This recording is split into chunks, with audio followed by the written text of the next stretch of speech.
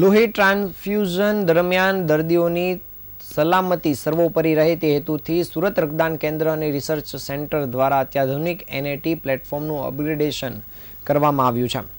આ અપગ્રેડેશનથી શહેરના દર્દીઓને વધુ સુરક્ષિત, ગુણવત્તાયુક્ત અને વિશ્વસનીય લોહી ઉપલબ્ધ બનશે.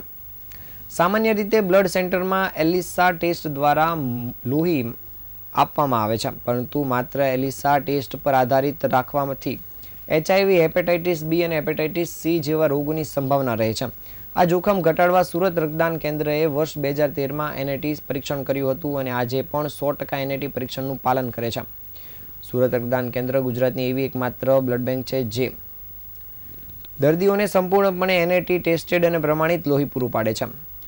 વિન્ડો પીરિયડ એટલે કે ચેપ લાગ્યા બાદ ટેસ્ટમાં પકડવા સુધીનો સમય. એલિસા ટેસ્ટમાં સમયગાળો વધુ હોય છે, જ્યારે એનએટી ટેસ્ટમાં નોંધપાત્ર રીતે ઓછો હોય છે. એનએટી ટેસ્ટિંગથી ચેપ વહેલી તકે ઓળખી શકાય છે અને જેને કારણે લોહીની સલામતીમાં એક વધારાનું સ્તર ઉમેરાય છે. જ્યારે આ બ્લડ બેંક દ્વારા એનએટી પ્લેટફોર્મનું અપગ્રેડેશન કરવાની સાથે જ હવે લોકોને સુરક્ષિત રીતે બ્લડ પૂરું પાડવામાં આવશે.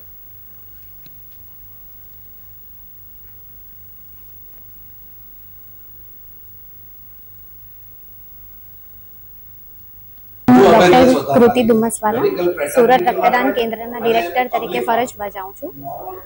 આજે હું કહેવા માંગુ છું કે આ જે નેટ માટેની પ્રેસ કોન્ફરન્સ અમે કરી છે એ અમે પહેલાં સેમી ઓટો પર કરતા હતા. અત્યારે અમે ફૂલ્લી ઓટો પ્લેટફોર્મ અપનાવ્યું છે. તો એનો ફાયદો શું છે, પબ્લિકને શું એનાથી ફાયદો થશે એ આજે હું જણાવવા માંગુ છું કે નેટ ટેસ્ટ તમે કરશો એનાથી જે વિન્ડો પીરિયડ છે તે એકદમ ઓછો થઈ જાય છે. એટલે જે પેશન્ટને HIV, હેપેટાઇટિસ બી કે હેપેટાઇટિસ સીને લગતી જે પણ બીમારીઓ હોય તે જલ્દી પકડાય છે. એટલે ડોનેટ કરીને તરત જ જો અમે એ ટેસ્ટ કરી લઈએ તો ડોનેટ પેશન્ટને આપતા પહેલાં એ વસ્તુ અમને ખબર પડી જાય છે. બીજી વસ્તુ, સુરત રક્તદાન કેન્દ્ર અત્યારે ઇરરેડિયેશન પ્લેટફોર્મ પર પણ છે. અમારી પાસે ઇરરેડિયેશનનું એક મશીન છે કે જે એનો ઉપયોગ શું છે, પહેલાં તો આખા સાઉથ ગુજરાતમાં ખાલી સુરત રક્તદાન કેન્દ્ર પાસે જ છે આ મશીન.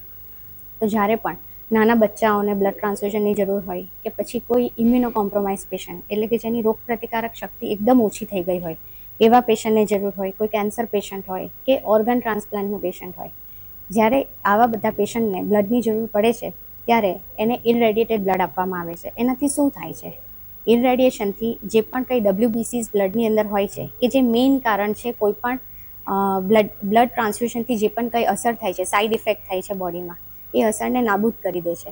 એના કારણે જે નાના બચ્ચાઓને બ્લડ ચડાવવામાં આવે છે તો એકદમ સેફલી એ લોકોને ટ્રાન્સફ્યુઝ કરી શકાય છે. એટલે હું અપીલ કરું છું કે તમે સુરત રક્તદાન કેન્દ્રનું બ્લડ વધારેમાં વધારે યુઝ કરો, જેનાથી બચ્ચાઓને કે આવા કોઈ પણ પેશન્ટને જરૂર પડે તો સારી રીતે આપી શકાય એ લોકો. આ નાટ ટેસ્ટ એટલે ન્યુક્લિક એસિડ ટેસ્ટિંગ કહેવાય. ડીએનએ બેને કીધું એમ ડીએનએ અને આરએનએ એનું ટેસ્ટિંગ થાય. પહેલાં જે ટેસ્ટ થતા હતા ને એલાઇઝા ટેસ્ટ, એ એન્ટીજન એન્ટીબોડીનું ટેસ્ટિંગ થતું હતું, જેમાં શરીર એન્ટીબોડીઝ ઉત્પન્ન કરે એના પછી જે આપણા ટેસ્ટમાં આવે તો એ પ્રક્રિયામાં જ સમય ઘણો જાય શરીરની અંદર. આ ટેસ્ટમાં શું થાય છે કે તમને બહુ વહેલા ખબર પડી જાય છે. એમાં પણ મેં તમને જેમ જણાવ્યું કે 100% આ પહેલાં જણાવી શકે એવું નથી, પણ વિન્ડો પીરિયડ જે કહેવાય કે જેમાં કોઈ પણ ટેસ્ટમાં પકડાય નહીં એ જે પીરિયડ હોય છે એ ઘણો ઓછો થઈ જાય છે. એટલે સેફટી માટે, બ્લડ ટ્રાન્સફ્યુઝન સેફટીમાં આનો બહુ જ મોટો ફાળો છે.